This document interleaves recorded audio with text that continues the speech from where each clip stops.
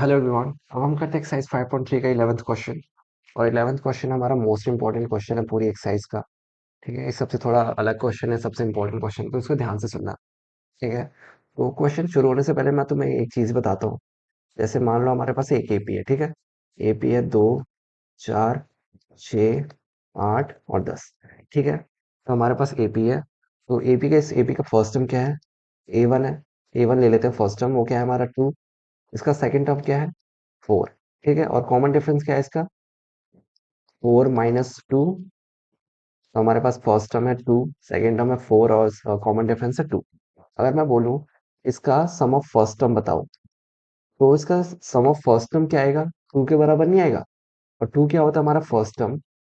समझ में आया? अगर मैं बोलूं कि सम ऑफ फर्स्ट टर्म बताओ इस एपी का, सम ऑफ फर्स्ट टर्म, तो क्या 2 के बराबर आएगा, है ना? और 2 क्या होता है हमारा फर्स्ट टर्म। तो यहाँ से हमें क्या पता चलता है? जो सम ऑफ फर्स्ट टर्म होता है वो फर्स्ट टर्म के बराबर ही होता है। ठीक है, इसको मैं थोड़ा नीचे अच्छे से लिखता हूँ। यहाँ से हमें क्या पता चलता है? जो हमारा सम ऑफ फर्स्ट टर्म होता है उस फर्स्ट टर्म के बराबर ही होता है। समझ में आया? क्योंकि हम एक ही नंबर जोड़ा है ना, और एक ही नंबर जोड़ा है मतलब वो फर्स्ट टर्म के बराबर ही होगा। तो हमारा सम ऑफ फर्स्ट टर्म के बराबर होता है। ठीक है, हमारे को एक चीज पता चल गई। अब हमारे को एक चीज और बताता हूँ। हम क्या करते हैं, पहले दो नंबर को जोड़ लेते हैं। या फिर ऐसे कहूँ, मैं सम ऑफ टू टर्म्स बताऊँ, तो सम ऑफ टू टर्म्स में क्या आएगा? फर्स्ट टर्म को जोड़ो और सेकंड टर्म को जोड़ो, मतलब a1 + a2। a1 + a2 क्या है हमारा? a1 क्या है 2, a2 है 4। तो कितना हो जाएगा 6। ठीक है, तो सम ऑफ टू टर्म्स कितना है हमारा? 6। इसको मैं यहाँ पे ऐसे कर देता हूँ। ठीक है, अब मैं कहूँ कि हमें सेकंड टर्म ऐसे, हम देखो क्या देखना है। तो अगर मैं s2 - s1 करूँ, तो हमारे पास क्या आएगा? तो हमारे पास s2 कितना है 6, और s1 कितना है 2, जो कि है a1 के बराबर ही होता है। तो कितना है 4, और मतलब यहाँ पे कितना है 4। और ये हमारा कितने किसके बराबर होता है? सेकेंड टर्म के। ध्यान से देखो, s2 - s1 किसके बराबर होता है हमारे? 4 के बराबर आया, क्योंकि हमारा s2 6 आया था, s1 था 2, और s 6 - 2 की जगह 4, और 4 हमारा क्या था? Second term. तो यहाँ से हमें क्या पता चलता है कि अगर हम second sum of two second terms minus sum of first term करें तो कितना आएगा? वो हमारा सेकेंड टर्म के बराबर आएगा। ठीक है, तो ये दो चीज हमने, दो रूल यहाँ पे इसको लिख लेते हैं। s1 = a1 आता है, और जो s2 मतलब सेकेंड, पहले दो टर्म्स का सम माइनस फर्स्ट टर्म का सम करें तो क्या आता है? सेकेंड टर्म के बराबर आता है। ठीक है, इसको स्क्वायर तो रहने दो। तो ये दो चीजें आपको पता चल गई, समझ में आ गई ना अच्छे से? तो अब एक और चीज है, लेकिन उसको मैं लास्ट में बताऊंगी, nth टर्म कैसे बताते हैं। या फिर उसको ही बता दूं क्या? उसको भी रुक जाओ, मैं बता देता हूँ। इसको पहले मिटा देता हूँ। इतनी चीजें तो समझ में आ गई ना, कि जो सम ऑफ फर्स्ट टर्म होता है फर्स्ट टर्म के बराबर आता है, और sum of first two terms minus sum of first term वो हमारे सेकंड टर्म के बराबर आता है। ठीक है, तो इतना समझ में आ गया। अब मैं एक और चीज बताना चाहता हूँ, वो थोड़ा और इम्पोर्टेंट है। तो एक और मैं बताता हूँ, एक सेकंड। इसको मैं मिटा दूं पहले। अब मैंने क्वेश्चन शुरू होने से पहले क्यों बताया? क्योंकि ये क्वेश्चन में अप्लाई हो रहा है, और ये बहुत ही इंपॉर्टेंट है। मैं क्या करता हूँ, मैं सम ऑफ एन टर्म्स, इस एपी में कितने टर्म्स हैं? 5 टर्म है। तो सम ऑफ 5 टर्म्स कितना आएगा? इसको जोड़ो तो 2 4 6, 6 6 12, 12 8 20, 20 10 30। तो सम ऑफ 5 टर्म्स आया 30। अब सम ऑफ 4 टर्म्स बताओ कितना आएगा? सम ऑफ 4 टर्म्स आएगा 2 4 6, 6 6 12, 12 8 20। ठीक है, तो अगर हमारे पास सम ऑफ 5 टर्म्स मतलब पूरे एपी को जोड़ने के बाद आया 30, और अगर मैं लास्ट टर्म को हटा दूं, सिर्फ इतने पार्ट को जोड़ूं यहाँ से यहाँ तक, तो कितना आया हमारे पास? 20। और अगर मैं s5 - s4 करूं, तो हमारे पास कितना आएगा? 30 - 20, जो कि होता है 10। और ये 10 हमारे किसके बराबर होता है? इसको एक सेकंड मिटाने दो। और 10 हमारे पास किसके बराबर होता है? ये होता है हमारा लास्ट टर्म के बराबर, मतलब an के बराबर। ठीक है, तो ये हमारे पास थर्ड रूल आ गया, कि मतलब, और s5 s पर हटाओ, मतलब last term minus second last term, sn - s - 1, sn - sn - 1 किसके बराबर होता है हमारे पास? लास्ट टर्म के बराबर होता है।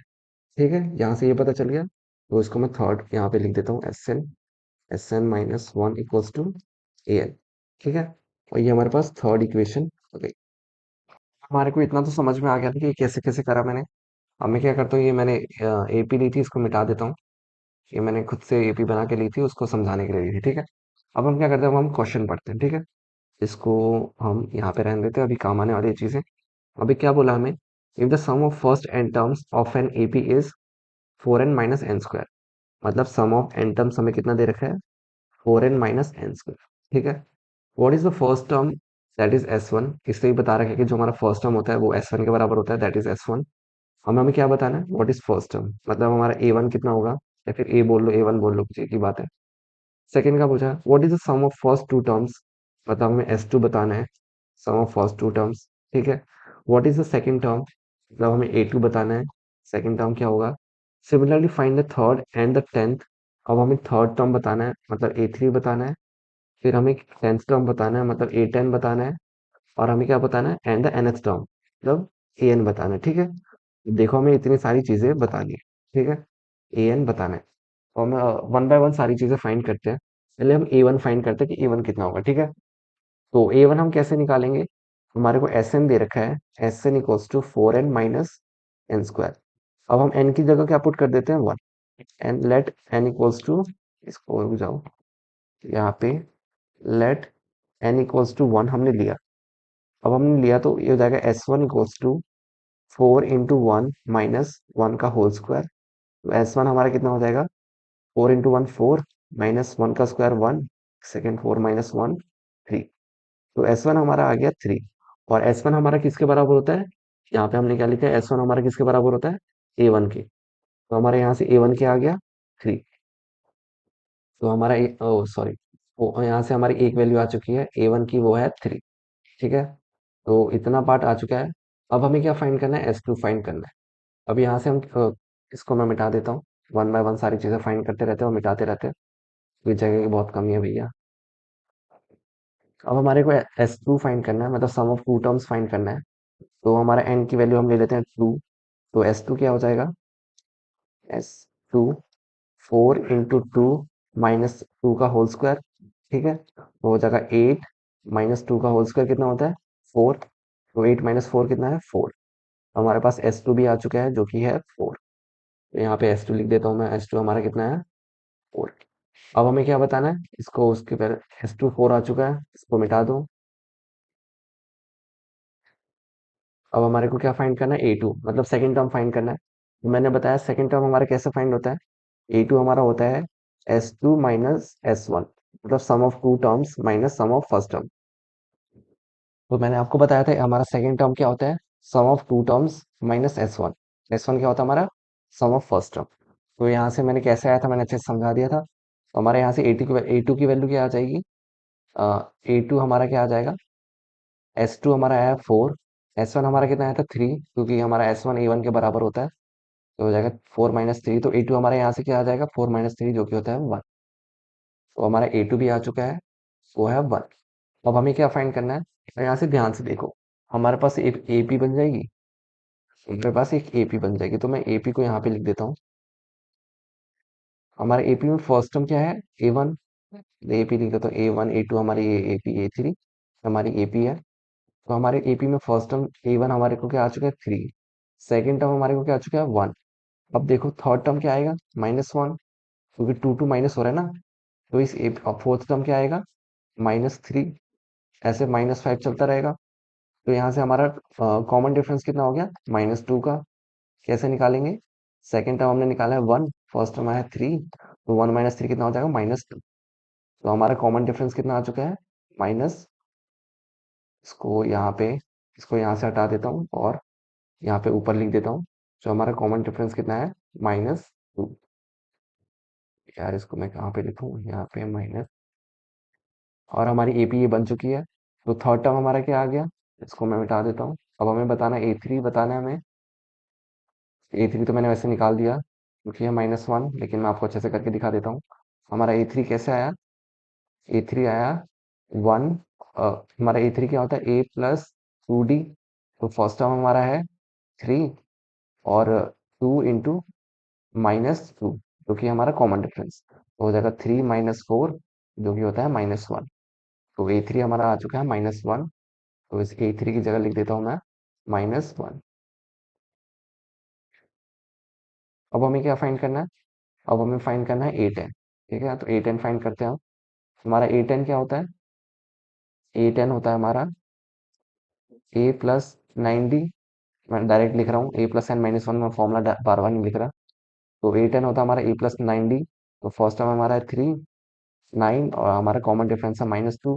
तो हो जाएगा 3 प्लस -18, जो कि होता है हमारा 3 माइनस 18, जो कि होता है हमारा 3 -15। एट ए टेन हमारा कितना आ चुका है? -15। अब हमें क्या फाइंड करना है? A N. ए एन हमारा वो सबसे इंपॉर्टेंट वाला पार्ट है। तो मैं ए एन फाइंड करता हूँ अब।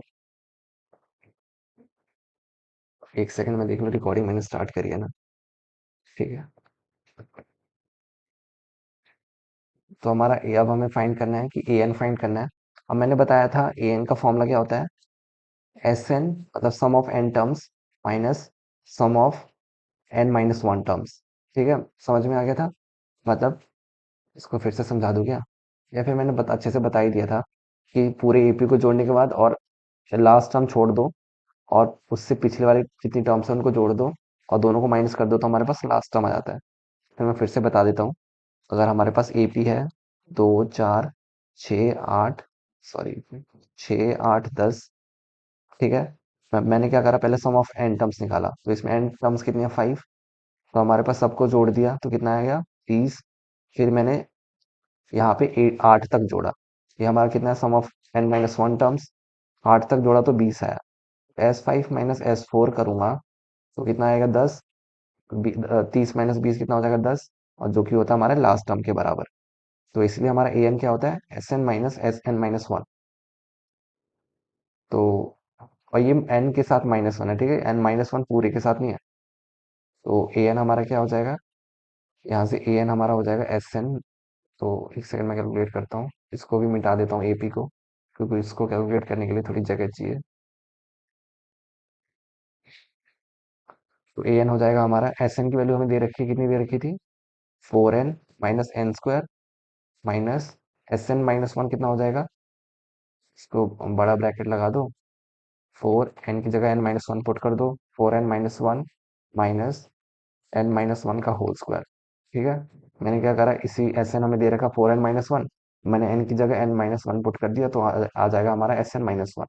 ठीक है, तो इसको करो तो हो जाएगा 4n-n² माइनस 4n-4, और ये हो जाएगा n-1 का होल स्क्वायर क्या होता है? A² plus B² minus 2ab। ठीक है, अब इसको कहाँ सॉल्व करूँ मैं? इसको यहाँ कर दो तो 4n-n² minus 4n-4 minus n² -1 plus 2n। मैंने माइनस साइन पूरे में मल्टीप्लाई कर दिया। मैं क्या करता हूँ, इसको इसका आगे का पार्ट कहाँ सॉल्व करूँ मैं? यहाँ पे मिटा देता हूँ, मैं इन सब चीज़ों को मिटा देता हूँ। फिर सॉल्व करने के लिए जगह चाहिए ना। इसको आप सब इसको नोट कर लेना, ये क्वेश्चन थोड़ा लेंदी है। अब सबसे इंपॉर्टेंट पास ए एन निकालना ही है, तो इसको ध्यान से देख लेना, ठीक है। अब हमारे पास ए एन क्या आ चुका है? ए एन अब तक आ चुका है हमारा 4n-n² minus 4n-4 minus n² -1 plus 2n। ठीक है, अब मैं ये नीचे का भी मिटा देता हूँ।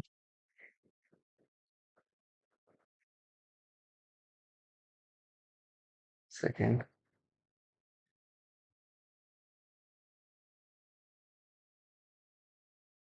ठीक है, तो हमारे पास इतना आ चुका है ए एन।